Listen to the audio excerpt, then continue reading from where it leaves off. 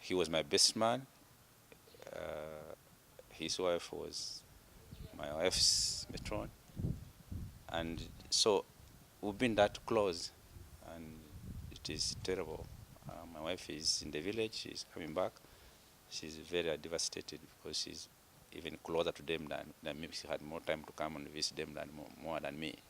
To do with the military, with the army, and at that time, uh, I was referred to go and see the director of CMI, military intelligence, at the Burange. And I went to see the person I went to see was actually Muntu. At that time, I think he was a colonel or somebody, but it was Muntu, Grigori Mugisha Muntu.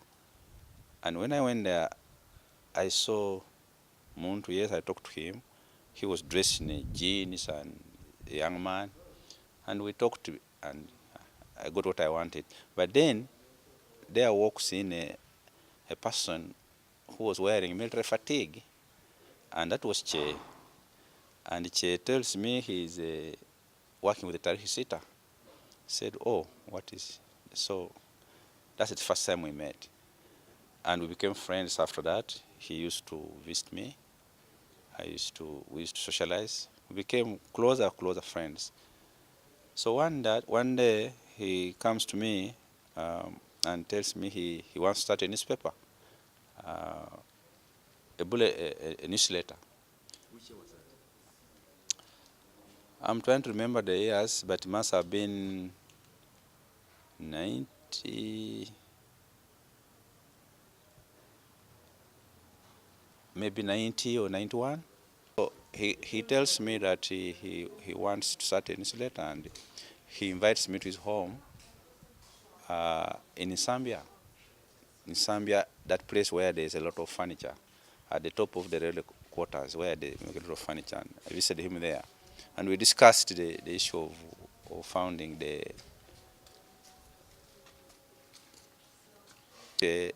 brought another brand, a different brand of journalism to our country, a very crusading, brave, a brave soldier, a brave journalist, and not fearing who to attack.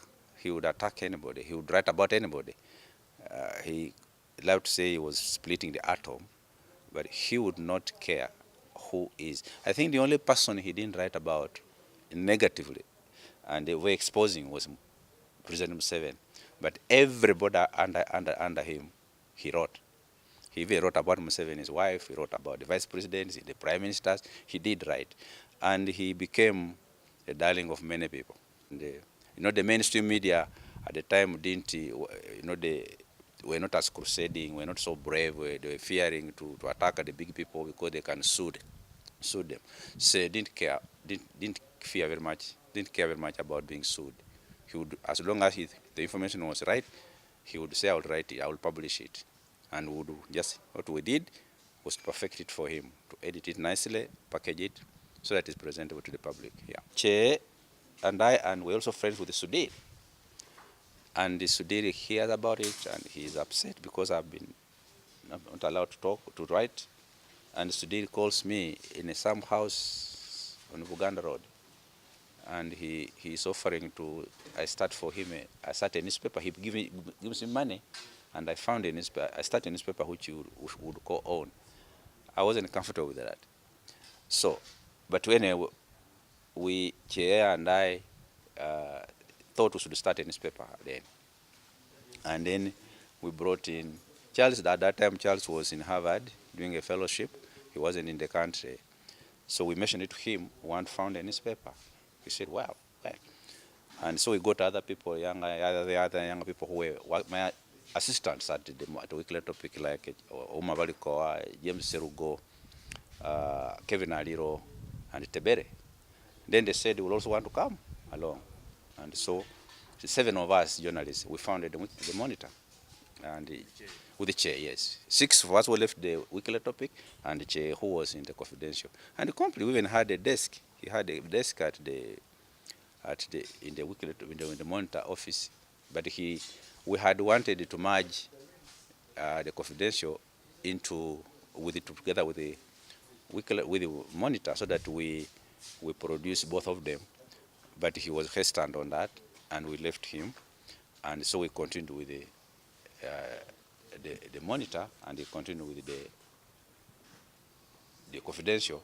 Eventually, somehow, he began to toy a line which we didn't say was nice.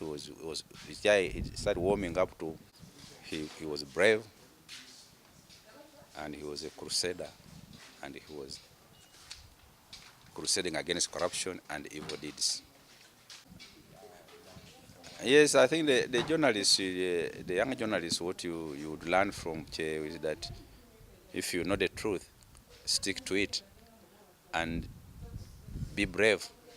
If you know it's the truth, stand for it and be brave and present to the public. That's it. That's Cheeye just did that to produce a newspaper which didn't fear anybody. He will stick to truth and will publish it as he likes.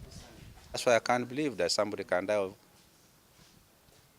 on a border which you are not even seated on. That he just knocked.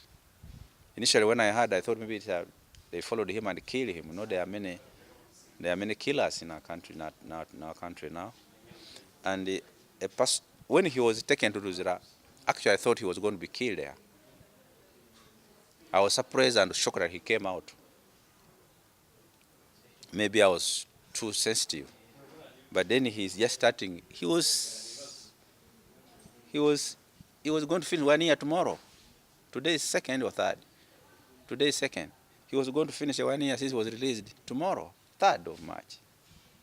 So 1 year exactly, he's killed.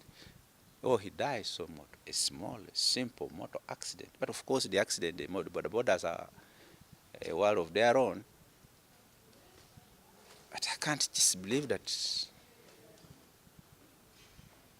that business place of Nakawa, somebody is crossing and is knocked and is killed. I can't believe. Maybe it was an accident. Maybe. But I think not. I think it is good that they find a killer. The boy who caused the man who caused the Cheeye to die. They should find that person. They have cameras in that spot, I'm sure. They should find him. Maybe then we shall be satisfied it was an accident. Why? That place is so busy, and the cars, there are traffic lights, and you cross when their lights are on, stopping. So how does it happen then that a motorcycle runs over you when there are lights there? Maybe the lights were dead. Like most of them yesterday, they were dead. In Kampala, lights were dead. But it's very just amazing. Yeah, but the person who is crossing would follow the traffic lights. The cars have been stopped. But maybe yes, you are right. But anyway, God forbid.